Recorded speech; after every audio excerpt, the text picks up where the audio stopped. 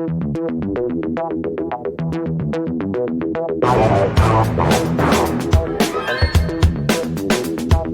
and thank you for downloading this episode of Discussing Documentaries with Rick Wharton and me, Matt Wills.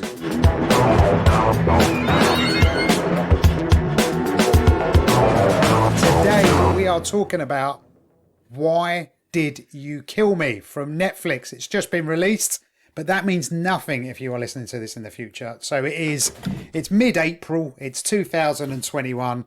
And at the time of recording, everything's going great. That's what's happening mid-April. Yeah, everything's perfect. And we've also had to quickly record a replacement episode because The Dissident was meant to be coming out, and now that the takeover looks like it might happen, I am sitting on that shit until we have a conclusion. So, Sarah, if you're listening, I went back on anything I learned during that documentary, and I still want $1 billion owner. You cannot keep the greed out of the football. So Why Did You Kill Me? This is number 3 in the Netflix charts, I think. It was directed by Frederick Monk. And here's the blurb. There's no money, there's no accolades. It's only just come out. The line between justice and revenge blurs when a devastated family use social media to track down the people who killed 24-year-old Christina Theobald. Rick, lead us in, because I had mixed feelings on this one. I like the look of it. It's kind of like, because the trailer was really good, and the trailer's kind of the same to the opening minute. So I think what you need now is a good trailer to sell something. Do you know what I mean? Like, if it doesn't pop on screen, you're fucked. Yeah. It's very much... Did you ever hear that Shawshank and Scarface did terrible at the box office? Yeah. Because you couldn't do a trailer that made them look good, basically, without giving away what the whole thing was about. And... this one, and the trailer's slightly misleading, which I will very get to that, misleading. It's a mother tracking down the gangland shooting of her daughter, and yeah, it's not a long one. It's not a terrible watch. This, here's the mistake I made. Yeah. All right, so I had the family coming round on Saturday. We said we'd feed them. I completely forgot, and I'm like, I thought we'd watch this documentary together because I wanted to get this out of the way. And they treat it like it was fucking Gogglebox. I swear to God, they thought they were in... I had to hear every shitty comment about whatever hats they were wearing or what they thought. Why has he got a tattoo on his chest? I'll get to that. So... there's a thing that me and my girlfriend have, and it's been coached in over 10 years of watching things together, is when she asks me a question about what's just happened there, or is that such and such, or is this that, about any sort of film, the rule is, I'll tell you what, wait 20 seconds, I imagine it's about to tell you. And now we have an amazing synergy while watching, and whereas this was... Two pensioners asking me questions while I'm trying to write down Spanish-sounding names. It was really fucking irritating. So, Richard, what are you going to say about that? I don't know. I don't have to answer myself to you. Get the Patreon. I wing it, Mum. I wing it. I love the way she calls you Richard. Lead us in. Set this one up, because I know I should care, right? But have you got is that an ice cream van? They're called COVID vans now, but yes, they come round. Oh my God! And do pass you want out to pensioners? Do you want to pause the recording so you can go and get an ice cream? No, I've went a year without getting COVID. That's like getting to season 10 of The Walking Dead and then fucking falling over. Oh, I tore me ACL on the finale. Jesus, we're about to get a cure. Well, right. So as I'm saying, right, this one, I've just finished putting together Alan v. Farrow. We've just done Seaspiracy, so I edited that the other day, and The Dissident. So we was going into this, and this is effectively in the true crime genre. And because that stuff is, the previous stuff I just mentioned is so miserable, this I was like, oh, this is very sad. A young girl dies. Okay, I think my nerve endings are shot. Because I was like, really? Oh, okay. You know what? That's horrible. What have you done? It's now on a tough bill because you now have an appreciation for good and bad. I think this is a fine documentary for true crime, hour and 20. I preferred it to American Murder. If we hadn't, do you know what I mean? No, I think what's happened here since American Murder, I've changed. You've put me through so much shit that I'm desensitized. Yeah, Matt's Yeah. a Chris Betts truther. Yeah, I'm like, ugh. And this is sad, right? So this starts off with Your first thing you see is Windows XP, and now do you know the way pensioners go? Oh my dum god! dum dum. They see, like, if a pensioner was to see like a big wheel bicycle, they go, "Oh my god, do you remember Yeah. those days?" That's what I get from seeing Windows XP. Like, Yeah. we're just a generation in front of screens. Like, I got so many memories flooding back of different computers I've had because of that. It did set the tone for the time that the documentary revolves around. I thought that was really clever. That was a nice little. Would that be a trope? Have I got that use of that word right? You do? Oh, there you go. Well, that was a good trope. I've changed so much, sorry. haven't I? 9 months. 9 months. I got something that I forgot. I was going to message you too, and I thought I'd just tell you today. So I was listening to a comedy podcast about wrestling, and there was a guy who does all the roast battles on, Mike Lawrence, and he was super fucking funny. And he says, "Oh, I do a podcast." So I went in, I checked his podcast. Episode 1 was "You Cannot Kill David Arquette with David Arquette," and I was like, "Fuck it, I'm not listening to it. Unsubscribe. I don't need to feel bad. What me and Matt do is just fine." We could have got David Arquette. We couldn't have, no. Oh, okay then. Well, Mr. Arquette, if you're listening, I love your work. We reached out to Robert Durst. We did, right? Yeah. So this one starts off with basically a young woman gets shot in a car in a kind of a drive-by, and then the whole documentary is working around, well, who done it? Why did they do it? Can we get them to pay for their crimes? And it's sad. It's very well made. I think it's got some good ups and downs. It's just a weird. It's not long enough for you to get bored, but it's also not long enough for Stockholm syndrome to set in and for you to really worry about what's going to be the outcome. Because the sad thing's already happened. Now it's just interesting to see what the resolution is. And so the young lady who died was called Crystal, and they said she was really lucky. So she put $5 in a fruit machine, and she had won $38,000. And then she used that to buy a home and fund a business with her husband, who then basically blew the lot of it because he got back into drugs. And then she's shot in a car. But little things. If we hadn't just watched six episodes of McMillions, which we're going to have to just jump into this documentary and not the other ones that we've been fucking watching as of late. Like Rick Wheeler, the police officer, they describe, like, within the police and the murder squad department, they have a picture of the Grim Reaper, and that's whoever's up for the next case that gets caught. So if when a murder comes in, it's your turn to do it. yes.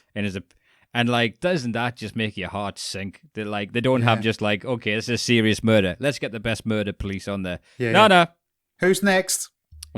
Dyspraxic Dan's fucking job this time round. Go on, fumbles.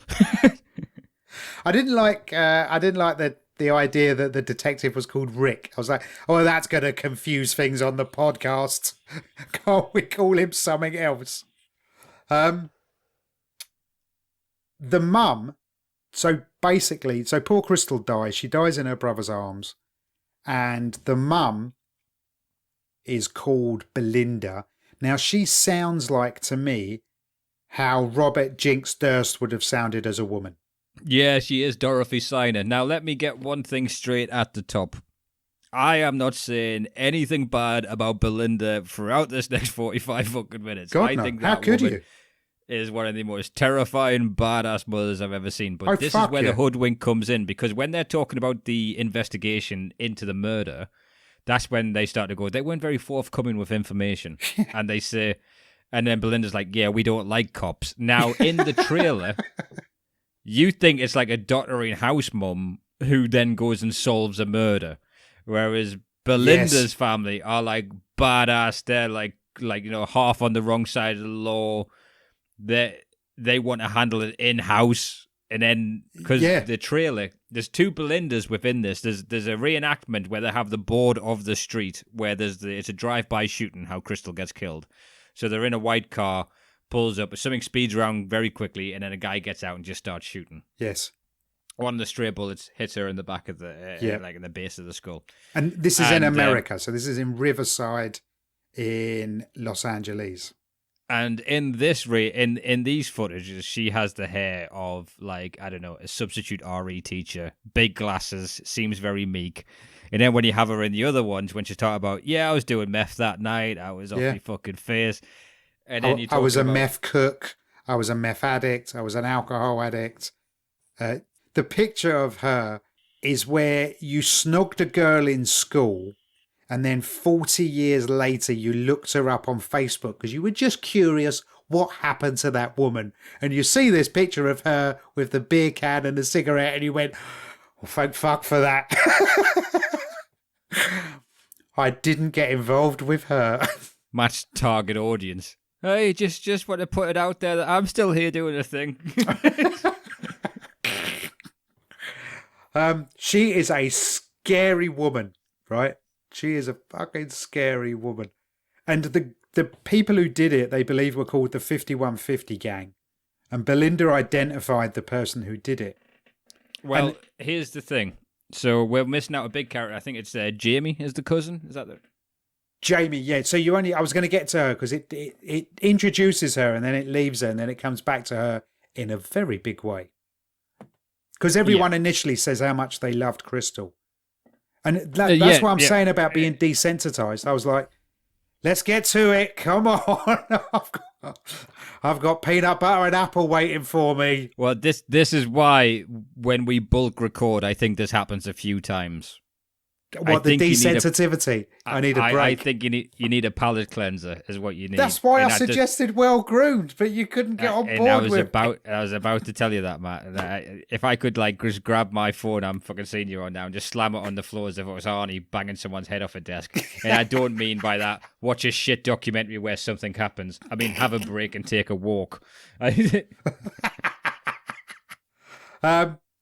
So she identifies a kid, right? And then they arrest. They bring someone in for questioning. Yeah, she goes, I'd recognize him if I see him. So they just go through old yearbooks of a school. And then she goes, that one. And then they bring the kid in and they have the footage of the kid. And I've written here, this is Rick's sweet spot. Because effectively, it's a gang member being interviewed by the police. And I can just see you there. You would have been watching.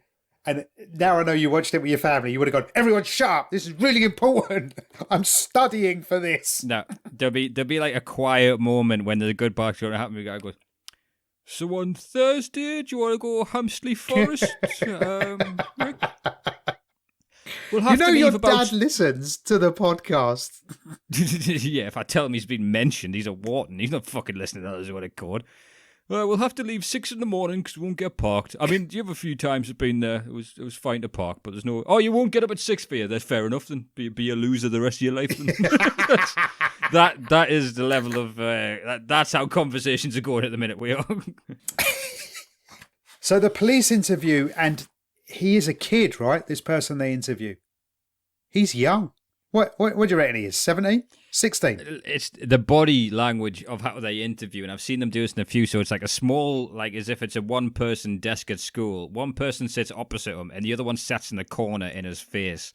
And they're going, hey, listen, we know you did it, just say you did it. Murderer says what? What? Exactly, there we go. So you've admitted it now, you might as well tell us what happened. Yeah. Yeah? Okay, where are we at? Did you do this? Mm-hmm. Yeah? Well, we know otherwise, so you did it. And then the guy this poor kid just breaks down into tears, and they're like, oh, it wasn't it. Yeah, we've got the wrong guy.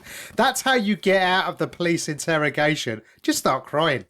I've seen, if you watch confession tapes, that they just they handcuff you and walk you past a bunch of news reporters, and they just take a photograph saying they have a suspect, and then your life's ruined. I was watching the new Bryan Cranston thing the other day. They get this kid who they need to confess. Your Honour. Yeah.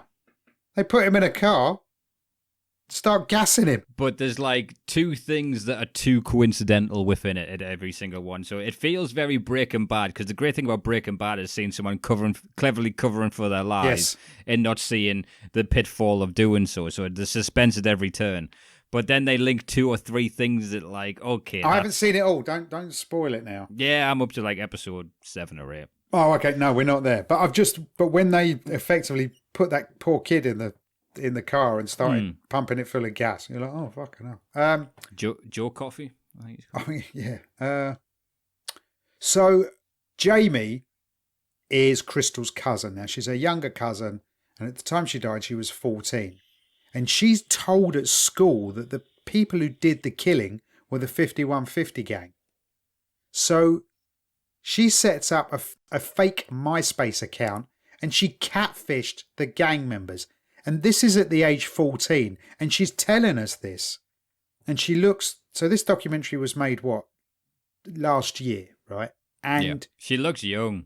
She doesn't look older than 14, but then you see a picture of her when she was 14. She looks about 4, right? And then she's catfishing these blokes to basically fall in love with her, right? So she picks a picture of a reasonably voluptuous girl, and she goes, I picked her because she had Supergirl. And it had clip arts of weed and Corona.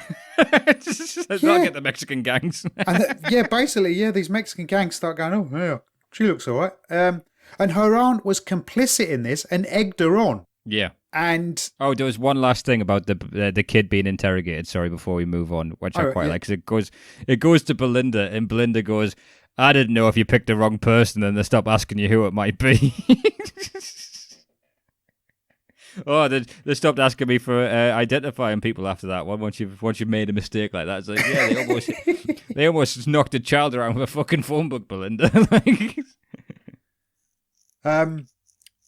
So she's out and there. They do a good bit of background on the area. It's like a low-income area of like very little job opportunities and people who grew up there. Like, it's in LA, but you'd never see LA. I think it is where it was. Yeah, they were like, we'd never go to Disneyland, and it's just this one little area. Basically, and when they go through the binder, so he starts going through a binder of gang members with Belinda.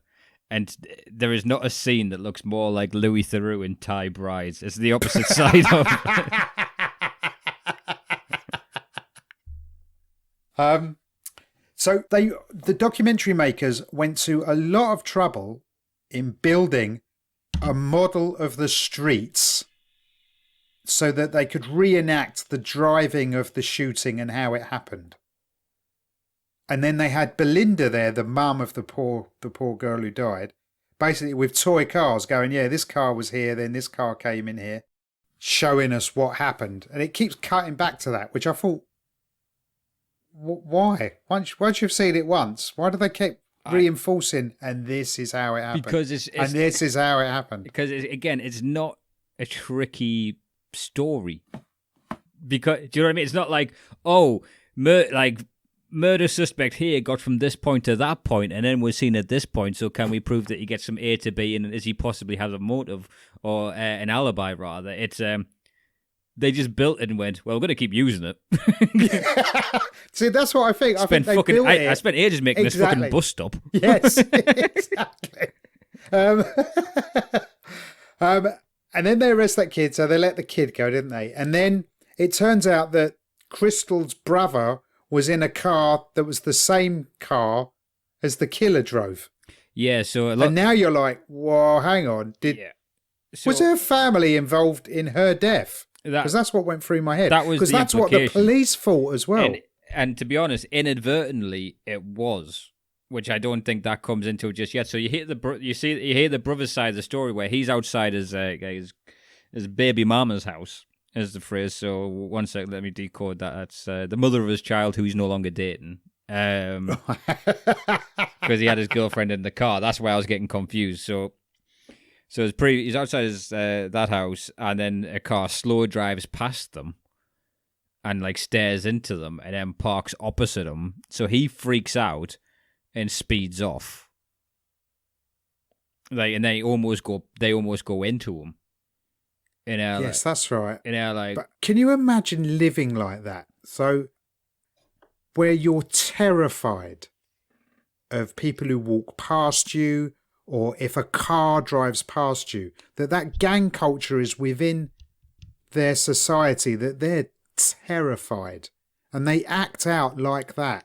All of it. And everyone's just as scared, right? So their cortisol levels are through the roof in terms of stress. They're always on hyper alert. And then you chuck guns and bullets into that. You can see why so many people die in America. In reactive dog terms, it's called trigger stacking. Well, think of it like this then. So the way these, and they're kids, right? From my point of view, because I'm 50, everyone's a kid now. You don't look it with your new hairstyle, Matt. Well, thank you very much. My sister-in-law just said that. You wouldn't think I was 25 years your junior or whatever it is. So effectively, they're all like reactive beagle puppies, basically, with guns, is what you're saying. Yeah, driving a Ford Expedition. Yeah. It's fucking terrifying. Do you know what? Those neckerchiefs that the gangs wear might as well say nervous on it, like what my dogs does. At least the ordinary members of the public would know to keep away from them. He's a fucking... Yeah. That's a great idea. And they talk to the brother who was driving the car, which again, Ford Expedition, and he will not be going for an interview in a large corporate anytime soon, will he? Not with those face tattoos. Yeah, there was a village we did in Kent where it was the only time I'd ever seen it. I think it might have been Singleton. I think it's called Singleton Village. Right. A lovely gig, but it honestly had the most beautiful women I'd ever seen with face tattoos. Like face tattoos are becoming very normalized now. I think that's so brave. Just to go, face tattoos. That's what I'm getting. Chakotay on Voyager had them, and I'm going to stick with it. I was going to write She-Ra across my eyebrow and just see if you mentioned it. Why, aye, Alan, right across there. I don't want anyone to mistake us. We did a gig in Essex years ago, and the geezer had a swastika tattooed. I think it was across his head. Is that the Nazis or the terrifying. Watchers? It was the Nazis. Right. Yeah. The way you said you mean swastika. Oh, what did I say? Swastika. Swastika is what you said. All right. Just didn't know if you really just Tissot watches or if you fucking. I had a little bit of sugar and I'm crashing a little bit. But yeah, it was terrifying that this man, because that's free speech, isn't it? If you buy into free speech, he's allowed to have a swastika. Here's tattoo. The thing: if you talk about free speech, you tend to have some fucked up things to say. Yeah. I've never heard of a fucking rational person complain about their free speech being fucking limited. I can't believe I'm defending the Nazi tattoo guy. Unless you spoke out against the crown in Saudi Arabia. So he gets interviewed in his car, and then throughout the rest of the documentary, he keeps getting interviewed in his car. Why does he live in his car? Because that's what I was thinking. I don't think he wants these people to know where he lives. Like, I think they finally tracked him down. Yeah, maybe. Because there is a lot of anonymity trying to be kept within this. Because it goes into the 5150 gang. There's the 5150 in it. Yeah, it's terrifying, right? That gang culture thing it's fucking terrifying. I don't know how else to say it. They get them, they groom them as children to be gang members. To feel a part of it, yeah. The only thing I can equate that to is being a football fan. Because I think we're groomed as children to be football fans. The only thing I can equate that to is what I equate absolutely everything to. And that is the thing I like. So why'd you kill me? Why'd you get me to support West Ham is the documentary I want to see. You see, there's no good footage. The talking heads are rubbish. Fortune's always hiding. There's no twist. You know what's going to happen. The mum in this said she was such a character. She said, my boys were boys. They like fighting. And me, well, I was on the devil's dope, which is meth. I didn't know it was called the devil's dope. Yeah, and she called her daughter Crystal. Oh, I didn't make that connection. And I love what she said. Yeah, we were doing meth, but Never in front of the children, as if that's okay. And all the kids who were interviewed in it, whose parents were meth heads or alcoholics, they said, we were constantly begging our parents to quit. They didn't interview her other two sons, Twix and Smirnoff. And she said her problem, the mum, Belinda, said the problems arose when she started selling drugs. I like the way it wasn't when she started smoking weed, started drinking beer, or started doing meth. The problems all came in when she became a distributor of narcotics. Yeah. And her... Do you know what? She looks good for being on meth at her age. The only thing you can tell is the slight slack jaw. That's the only element of meth you can really see in her, in the talking heads. Oh, is that what the wonky mouth is? Yeah, it's a bit methy. I mean, I'm going just by watching Breaking Bad, but I think that's an element of it. Just that kind of little bit loose, kind of just the way you move your mouth. I thought that was a kind of she was doing that to be cool. No, it's a meth problem. Yeah, that makes complete sense. Now you've said that. I love the way you're looking at it going, that's God, cool. yeah. I'm going to start doing that. Hey, I'm going to talk out of the side of her mouth. Her mugshot, right, of her being arrested. She might have just had a fill and we've just called her out for being a meth head. I don't know. Well, maybe. Yeah.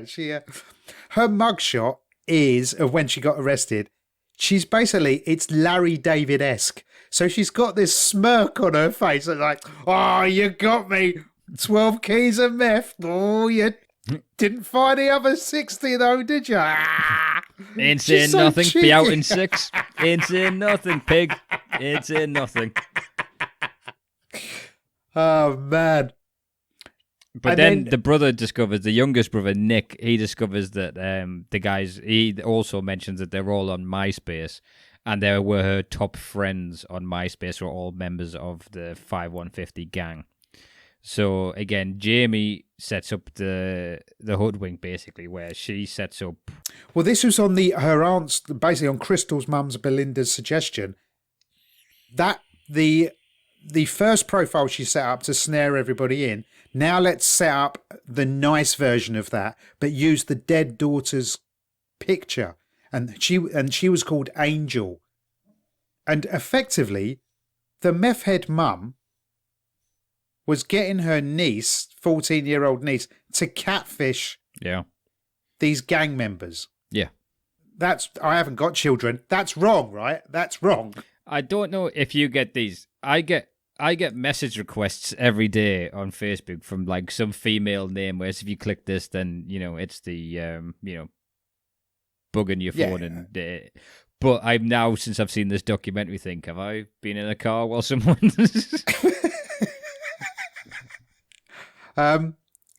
Like I said, now I did get them up until February when I turned 50. Now it's a whole different. But like the way she set up an account is really funny. It's not difficult. It's really instead of plenty of fish, it's plenty of barrels is what she's got, because these people flock to it. It's like I'll be your biggest mistake and stuff like that. It's all. And the 5150 gang members are like, I need to know her. Do you smoke weed, girl? Damn, it's so fucking funny. Even seen what a dumb question. I got triggered by the messages on MySpace because I haven't seen that layout in 10 years, 15 years. Like, oh Jesus, I do remember that because I had a subject line when you got a message from someone. You don't get that on Facebook or anything that you use these days. I never used MySpace. I needed to check. I've deleted mine. I was like, fuck, have I still got that out there? Jesus, web. So I thought that you were on MySpace because they catfish in one of these 5150 members. His name is Jokes, and his interests on MySpace are fuck books. And I thought, is that Rick? Oh, that's yeah, Rick, yeah, right? yeah. My interests also involve not letting people know I'm a fucking idiot. He likes weed and fuck books. And he adds a Joker V5, and he's the guy from the trailer where they show you what she says to him in the end part. But and she gets to know them, and she makes the guys come to her. And this is a 14-year-old kid who's catfishing. And she went, I did what Crystal taught me. I got the men to want me. And he's just like, I'm going to be a badass chef.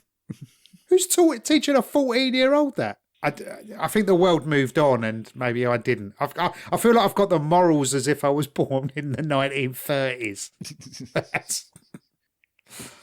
She's too young to be on the internet. She's only 14.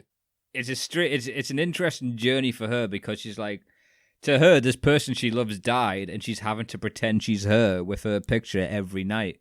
And she's talking about like the emotional toll that tells. Like I said, this isn't a bad documentary. Here's the thing: screens aren't that exciting to look at. That's a bugaboo. You're right. Yeah, that's a good point. So they pull jokes in on the back of the WhatsApp. Sorry, not WhatsApp. On the back of MySpace, they bring in. So the mum, Belinda, takes the MySpace stuff to the police, doesn't she? So they bring in jokes, and it turns out his name is William Soletto. When he brings in, because he does it with the first kid as well. When he's in it, he goes, "Hey, dude, how you doing?" And it's like a 45-year-old white guy trying to give him a fist bump, and be like, "Hey, do you want to?" But then it's I thought he grasses up the shooter pretty fucking quick. I thought he dropped a dime. I thought the police officer fucked up, because he goes, out in the street, I'm hearing Jokes is doing this, and he goes, Jokes. Like, I didn't think that was actually his name. I thought that's what his MySpace username might have been. Like, yes, I thought that. Yeah. My username on Xbox Live is the first thing that has Rick in it. So I didn't change it, because I was just like, I'm not going to be playing against people on this. So it could be whatever. So I typed in RIC Rick, and it came up with something like Sulfuric Yui 747. And people, now that I do play online, people are like, who's this fucking weirdo Sulfuric Yui? There was a great one. There was one on NBA, so you're your own NBA character, and then you can either play against the computer and do a career mode, or you can play park games against other people on NBA. Right. And there was someone called I Miss You, Karen. And I just thought, like, if a fucking I Miss You Too, Daryl, and then they played against each other, I just thought that would be, if I could see that. Love will find a way.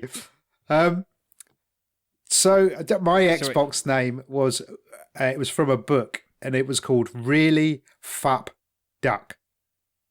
And if you say it quick, it sounds like really fucked up. And I always thought that was stupidly childish. And the book was read in under an hour, so I was like, "Oh, that's great. It's a good book about a farmer and he's talking duck called Fup."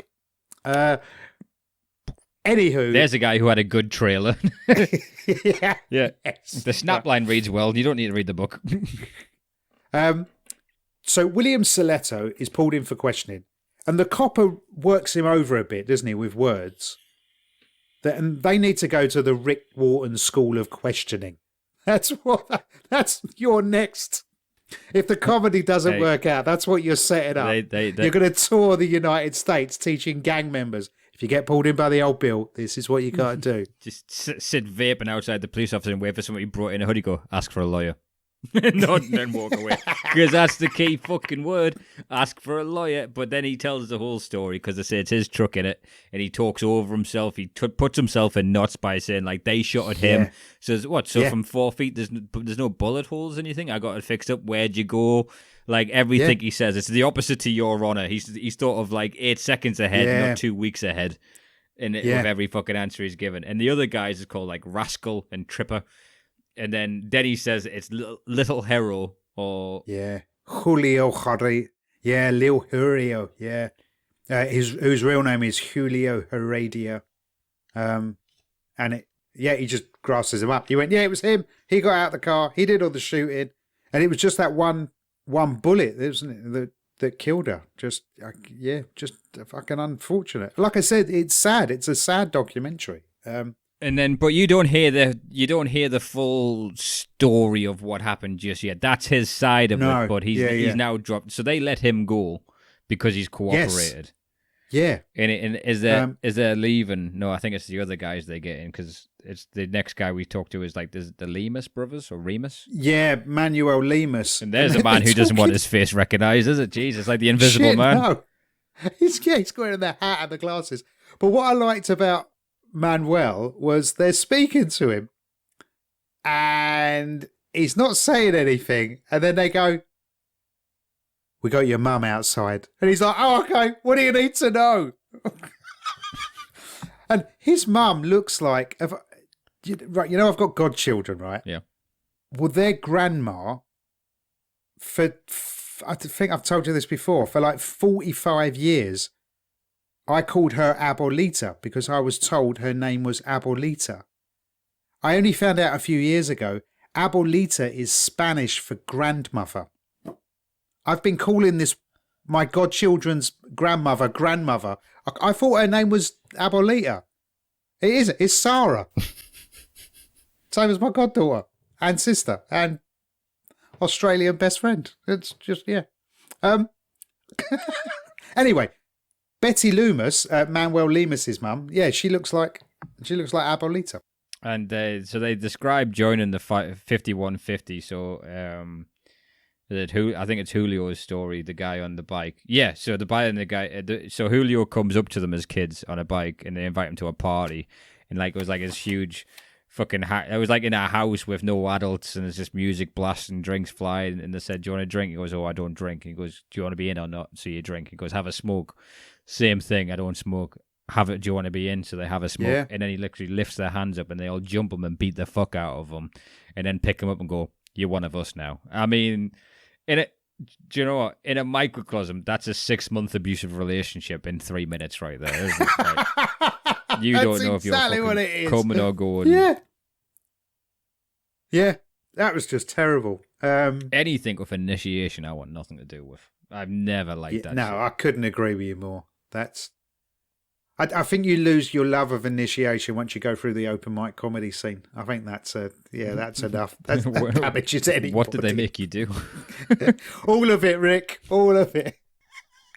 Monday night on the Tottenham Court Road. Go fuck yourself. The Belinda just keeps coming out with the best quotes. She says, "Okay, boys," to her sons, because they're like, "We're going to handle this in-house.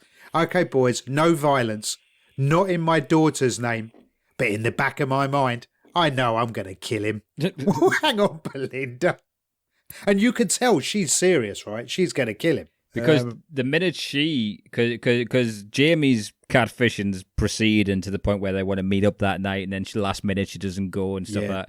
Then she just says, "I can't do this anymore." So Belinda takes it over, and she's like, she's gone from like the sweet girl luring them into like a fucking dominant cougar coming after them. Yeah. Well, even her daughter says, "Oh no, my mum's a little insane." And she would be, right? Her little girl's dead. Or was it her niece who so said they'll be that? like, "Oh no!" So the way they caught William, or jokes, is like, "Are you coming to pick me up? What kind of car do I look for? Ford Expedition." Yes, that's Boom. right. Yeah, white Ford Expedition. And then they found the houses, and she'd drop like voodoo dolls and skulls into their gardens and shit like that. And she starts stalking them. Yeah, she starts calling ICE to get them deported and fucking all sort like just. But she started MySpacing rival gangs.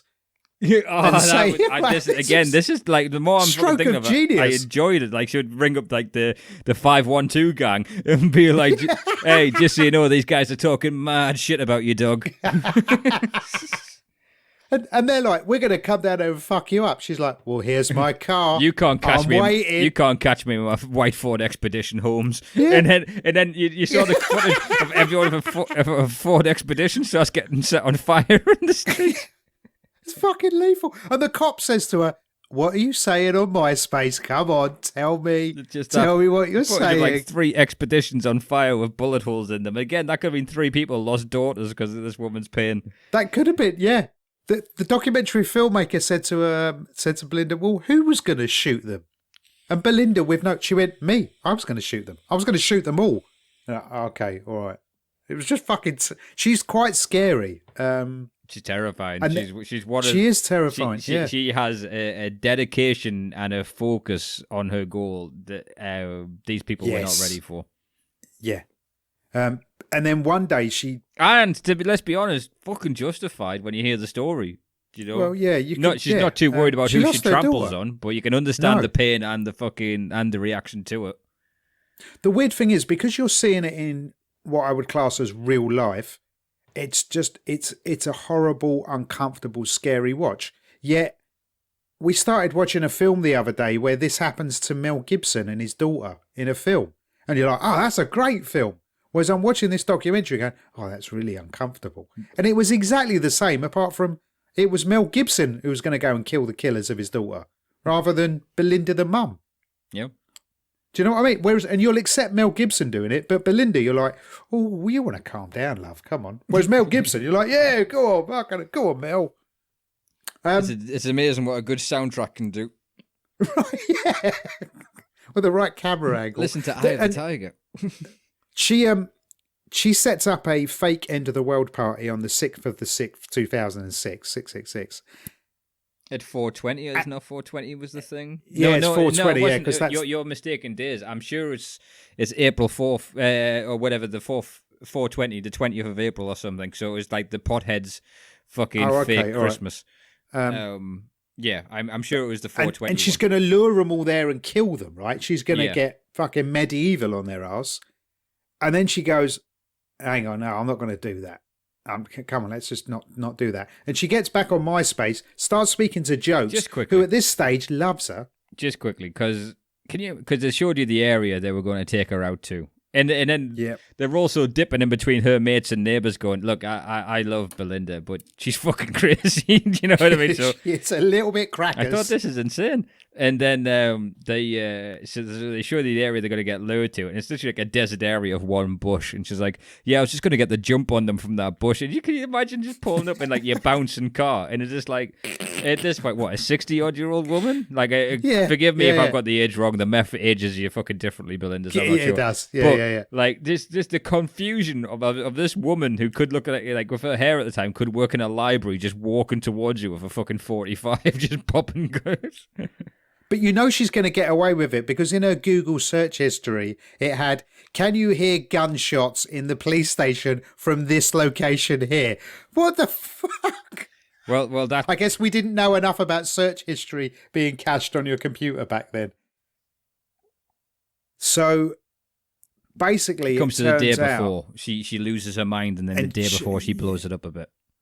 Yeah, and she gets on MySpace and she says to Jokes, do you love me? And he's like, actually, I do love you. I just can't wait to meet you. And she suckered him in, right? Yeah. And Jamie did a great job because she showed that Jokes, who was this badass gang member, he had quite a sensitive side. So when she said, oh, I'm sad about my mum being a meth head in prison, he went, it's okay, just deal with it one day at a time. I'm here if you ever want to chat. He was so sensitive. You know, when she was saying this stuff, Belinda's like, hey, a little bit too close to the bone there, Jamie. Stop taking the piss. Well, and now that Mum's in charge of the thing, the MySpace thing, and she's chatting to Jokes, and basically she says to Jokes, do you love me? And he went, yeah. And she went, well, say it. And he went, I love you. And that's when she says, then why did you kill me? This is who the picture is of. This is the person you killed that night. I'm her mum. Have you any idea what you've done to me or my family? And then she went back to the police and said, look, here's what I've done. Yeah, that's when I handed the MySpace over. Yeah. Then Jokes... I gave him the passwords and everything. Jokes goes in the wind. He's gone. He's never been seen. Yeah. And then you see the Lemus brothers. So the Lemus brothers get rounded up. And then they do the old... Hey, listen, your brother's in the next room telling us everything. So you can either get your story straight together or you're getting charged. Yeah, this is by the old Bill. Yeah. And then they bring the brother into the same interrogation room because, old Rick the cop doesn't like doing two different chats, so he wanted to kill two birds with one stone. Like, again, you can understand why this woman took fucking business into her own hands when you listen to this guy, because it sounded like they had fucking nothing before this woman stepped in. I didn't understand why is that why they brought his brother into the interview? That's the bit I didn't get. Well, they cracked one of them and then they brought him in and then talked. Well, then the gang had a meeting and they questioned Manuel Lemus and they said, how'd you feel if we killed your brother? Because one of you spoke. He says, how would you feel if we killed your brother? And then he says, I would do exactly what you would do in that situation. Implying that, like, yeah, I'd react the same way you fucking would, so back off. Yes. And then they set his mom's house up in flames. Yeah. Because they call them and we're like, yeah, there's 20 kids outside our house and we don't know why they're surrounding the house. And then they just burnt the fucker down. Yeah. And it turns out the killing was just mistaken identity. Well, wait there. Since they burnt the house down, he goes, right, fuck yous. And he went to the police and he told them absolutely everything. Yeah. And that's where you hear the story. So they're riding round and Little Hirio, yeah, he is like off his face on meth from the account. Remus is in the car, and Jokes is driving. Someone else is in there as well, Trippier or Rascal or whatever. I think they had like 7 in there, didn't they? Yeah. And then someone's just told them that one of the 612 gang or whatever the fuck they're called shot at them, and they're in this car. They're driving past and they see a similar car, so they turn around and get the lights on him. He freaks out and drives off because he thinks this is Crystal's brother at this point. Drives off, thinking they're about to be shot up, which probably not far off. Nearly hits them. Like, who are these guys? They chase him down. And then he kind of speeds away, but then the next car coming behind, they think is with him, like another gang to corner them. But it's literally Crystal's in the back of the car for mum and a brother. It's a weird coincidence that was same family, different car in the same location. And Hero just jumps out and just starts fucking shooting, and Crystal catches one. It's sad, right? Yeah, and then the police, once they get all of this, they go and arrest every single member of the gang. Yeah, 25, 30 houses they hit that day. Before. Yeah. But no, Julio isn't found. He's found in Mexico. Yeah, and he's deported back immediately, and he's charged with Crystal's murder. And then it's great because, it's not great, but so they come to the Julio interrogation. He went, "Fuck you, I want a lawyer, man." And he went, oh, you want to be like that, do you? And walked out. He said, "Shit, fuck." That's a weird thing to say, isn't it? And what the copper said to him, though, the copper said, "Look, you're going to be a dad soon. Your girlfriend's 4 months pregnant? Why don't you step up and be the man that you should be? Just admit what you did. It's like, hey. Do you want to sleep on it?" That's a fucking weird thing to offer, isn't it? A suspect. Why don't you have a little nap? We'll think things over. Your girlfriend's growing a life, your life, inside her, and then she's going to give birth, and it's going to be a child, and that child's going to reach out, and you're not going to be there. And did you kill him? I think you killed him. I got told you killed him. Jokes told me. I heard on the street. You killed him, didn't you? Playing cats in the cradle into the fucking interrogation room. He presses the tapes. It's brutal. And there's a fella who appears called Sully Diallo, and he's Julio's attorney. And he said that Riverside, where they all live, it's the Wild West of Southern California. And the DA were really aggressive about gang prosecution, and they wanted Julio put to death. Yeah, they initially that. go in, and the idea that they talk to the family about what sentencing they're going for is different to me. I don't think they do that in this country. Like, obviously, we don't have the death penalty, but they wouldn't be like, "We were thinking 25 years, or do you want life?" Do you know what I mean? I thought, it's weird, isn't it, that they negotiate that, it feels like. With the family, yeah. And also, Would you be happy with that? Would that help you get over the loss of your daughter if we gave him this? And she went, I want him dead. Let's go the death penalty. And then, then you meet Julio's sister, who says that she got an invite to the execution, which was odd given what happens. The bit I didn't just when we meet the sister, right? They then cut to when they're talking about the death penalty. I thought this was just the weirdest thing. They cut to the courtroom buildings, and you have these statues, and it's basically one fella and 2 women. One woman's at the back, and she's got her boobs out. And then the woman in the front, and she's holding an Olympic torch. And then the woman in the front is resting her hand on the half-naked man's shoulder. She's only got one boob out. Look, I didn't understand the symbolism of that. There's 2 things on that, because those things are all when you go down the Alex Jones rabbit hole of saying that this is the secret society that runs us and we don't really look at stuff. But really, I think it's more the Louis C.K. thing where all sculptors are perverts. But it just seems a weird thing to have, well, first of all, on a justice building. And secondly, why did they put that in the documentary? That's the bit I didn't understand. They were next to it. They didn't get many establishing shots in this other than talking heads. I guess so. Yeah, you can only show so much MySpace text. Eventually, we need some boob. Put some boob in it. It was interesting, and I kind of saw coming what happens next, because they go into Julio's backstory. And mother was on drugs, the bad Yep. influences. He got stabbed. The minute he got stabbed, they knew a big difference into him. And then you see the big 5150 tattoos on him from that point onwards.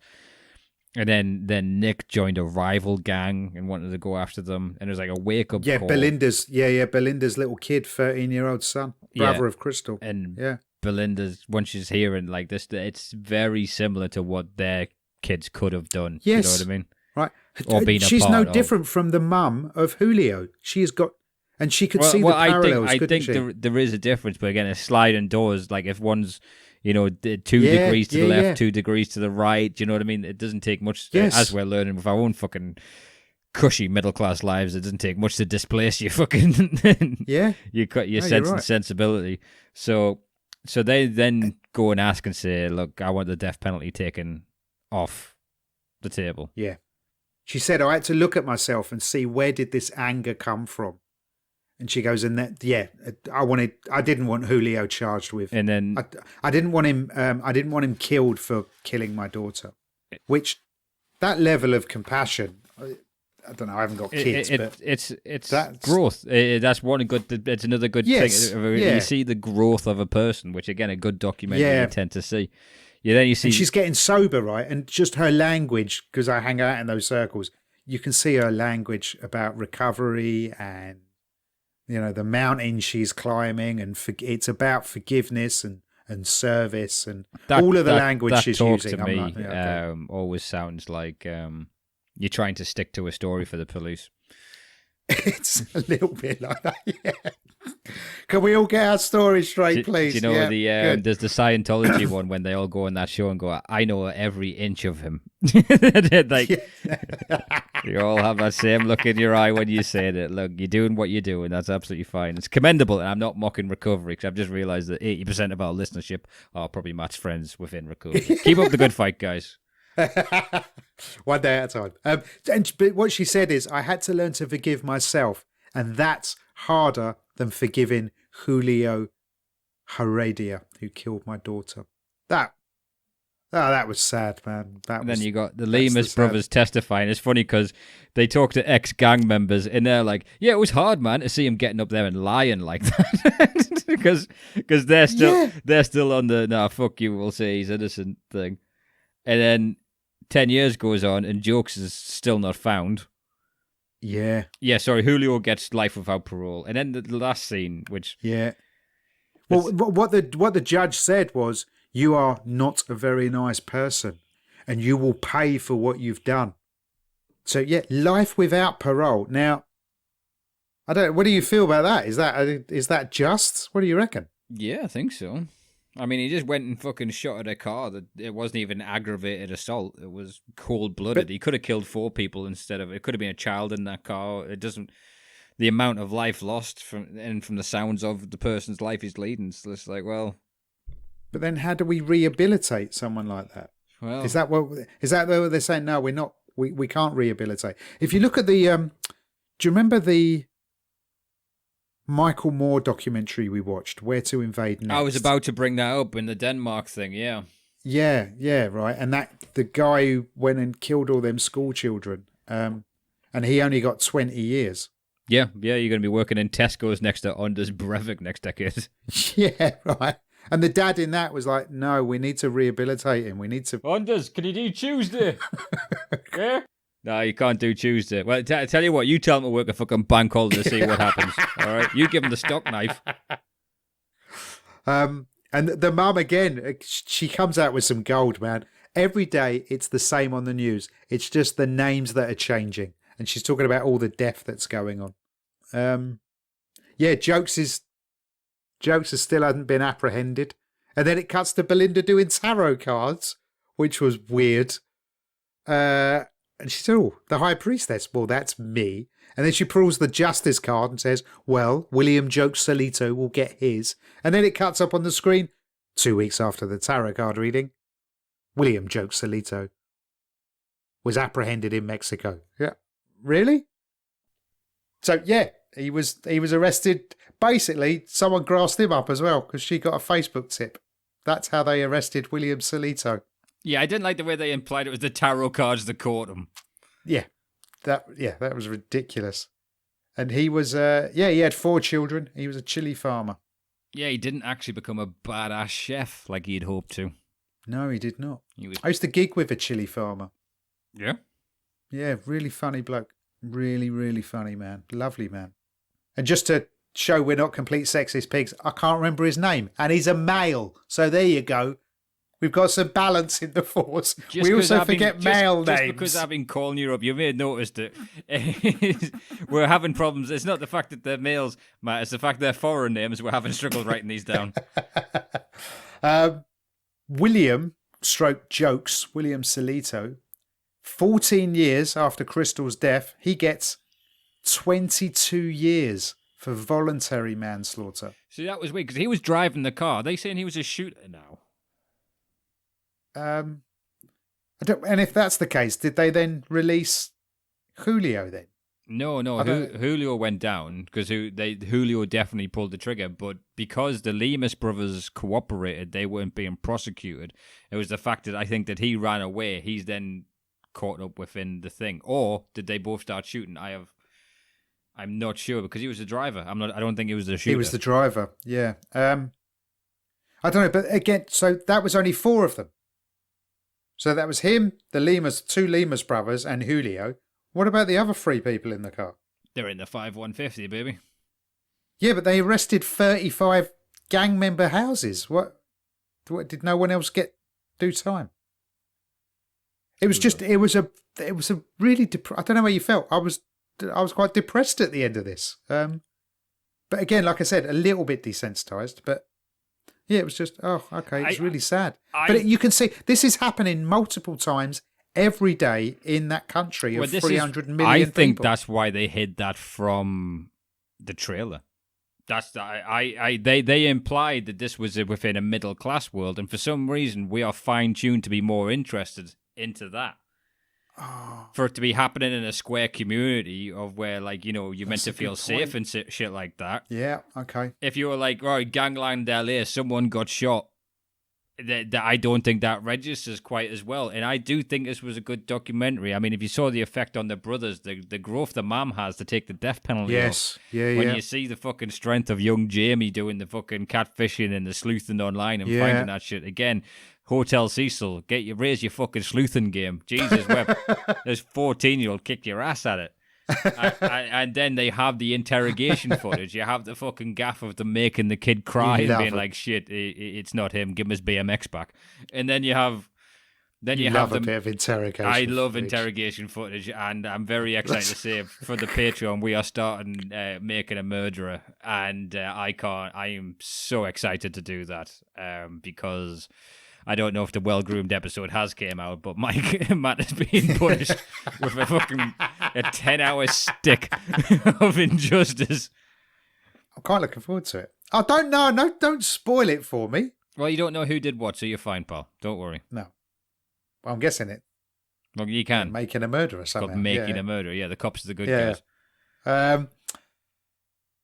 So give us a score, Rick. Let's wrap this. It's a fun 3.5. It's not too long. If you haven't seen a decent documentary in a while, it's going, you can check that. It's a bit more uplifting than American Murderer. I think there was something, I don't think you ever felt like you went anywhere with it. And I'm talking from the documentary. I think the story's fine. I think the story's actually quite interesting. But when this is why white collar crimes are actually quite dull, to go back on what I just said, because it's a lot of screens. The action sequence and the interactions are like screens. This ain't white collar crime. Yeah.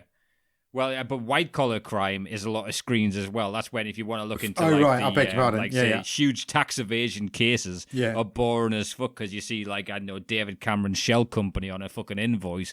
You're like, that's hardly a smoking gun of Robert Durst burping. It's not exactly that now, is it? So, I don't think it's too. I think you feel stagnant because it's just talking heads and screens. There's no movement around. I don't know.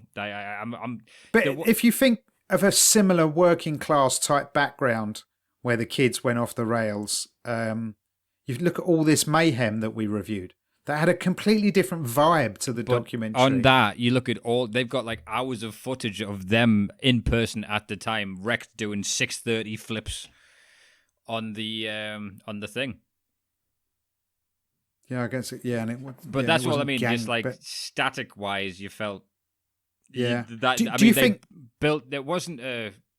It was a wait for the confession, not a. Oh my God, how did this happen? Do you know what I mean? It was a different kind of chase to it. But again, I don't think they would have caught the guys if it wasn't for Belinda and the family. And I think that's a fucking excellent story to tell. That's a really good point. Well, let me ask you this then. Do you think if there wasn't a global pandemic and the world hadn't stopped turning for a short period of time, that this documentary would have got made? Yeah. You still reckon? I definitely do. I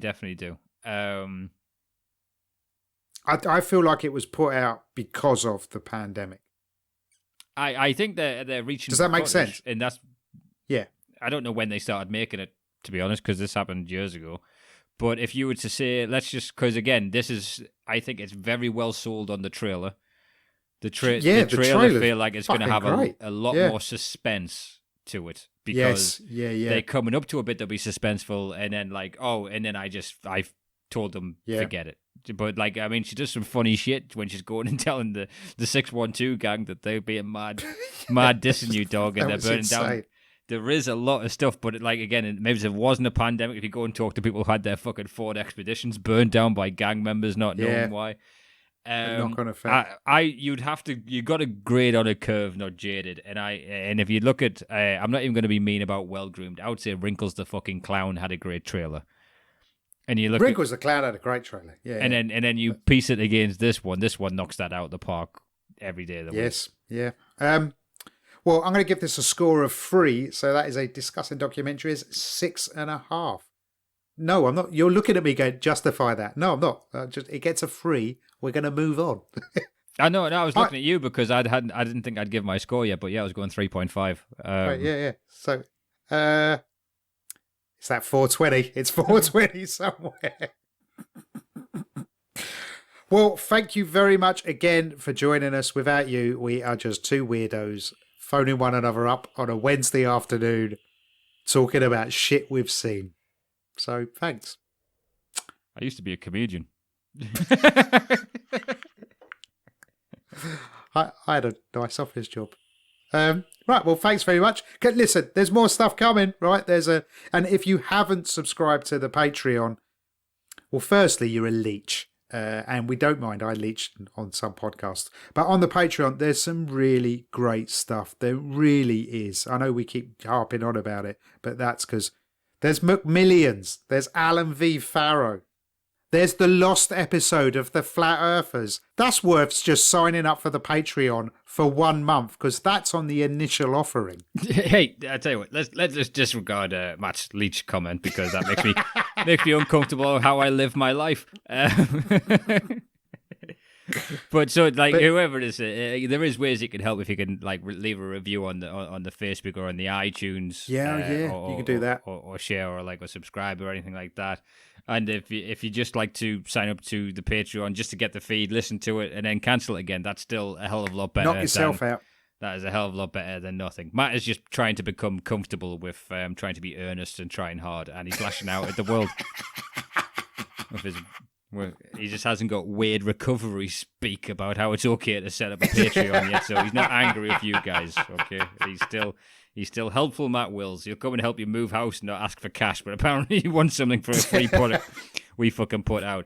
So there's absolutely no pressure on any of the listeners to do this, but if you do, trust me, it'll be super, super appreciated. It will be, man.